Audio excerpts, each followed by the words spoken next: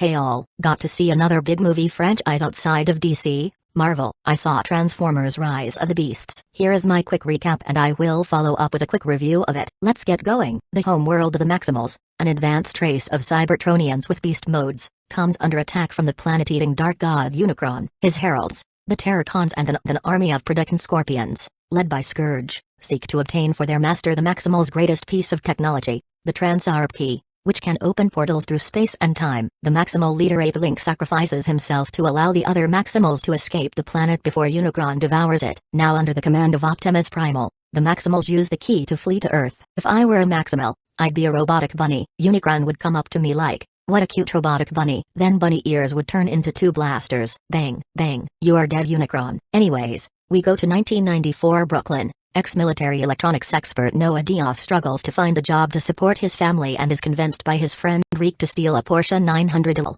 only to discover that the car is the Autobot Mirage in disguise. A broken bar transformers, robots in disguise. Concurrently, museum intern Elena Wallace studies an ancient statue of a falcon bearing the Maximal symbol and accidentally breaks it open to reveal half of the Transarp Key hidden inside. The key releases an energy pulse that is detected by Optimus Prime, who summons the other Autobots. Mirage is contacted in the middle of Noah's attempted theft, and Noah is roped into the robots' mission to recover the key so they can use it to return to their home world, Cybertron. Mirage is voiced by Pete Davidson. Kim Kardashian now can say she dated a Transformer along with half the NBA. Drawn by the key signature, the Terracons arrive on Earth, and Elaine caught up in the conflict when the villains attack the Autobots outside the museum. Scourge deactivates Bumblebee and steals the key half before the Maximal Erza arrives and drives him off. Heck, Bumblebee gets killed off this early and Haley Steinfeld isn't in this movie. Erza explains to the Autobots that the Maximals have been hiding on Earth for thousands of years and split the Transarp Key in two to keep it out of Unicron's hands. Despite the danger, Optimus Prime is insistent that the key be reassembled so the Autobots can use it to return home, while Noah secretly plots to destroy the key in order to keep his world safe. Elena's studies allowed her to deduce that the other half of the key must be located in a hidden temple in Peru,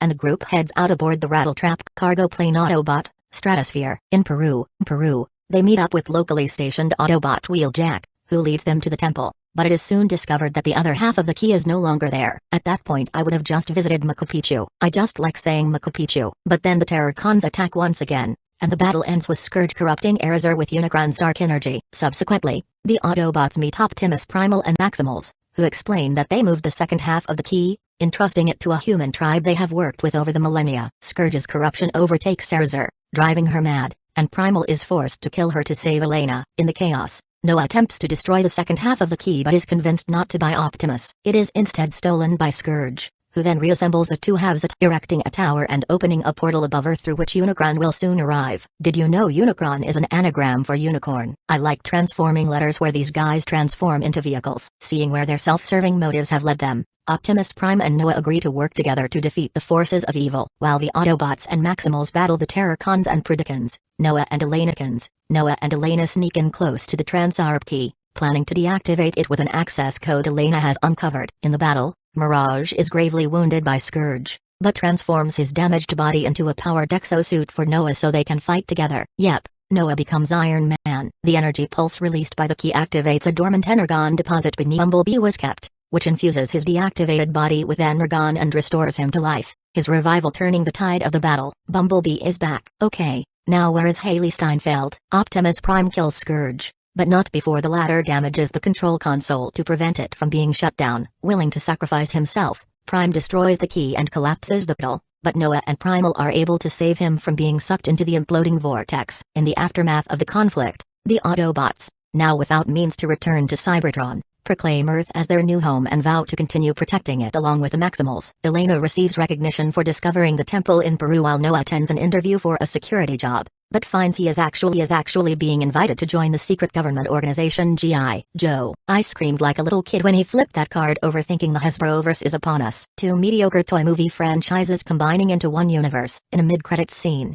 Noah manages to repair Mirage using junk Porsche parts from Reek, who learns that the car is a transformer. So that was it. A fun movie. This along the last Bumblebee movie which had Haley Steinfeld in it was a nice reboot of the Transformer franchise. The early Michael Bay movies were okay but when the robots transformed and fought, It was hard to keep up. Maybe it's because these robots along with Optimus look more like the cartoon robots we grew up with. Still mad that Bumblebee is not always a bug. And did I mention this movie was missing one Haley Steinfeld? I vote all movies should have Haley Steinfeld. Anyways, it was worth the 2 hours. All these genre movies are worth it to me though. Anyways, I am curious to see how G.I. Joe folds into the mix here. I know in the comic books they've had many crossovers. Thanks for watching. Like, comment and subscribe if you can, and I will talk to you all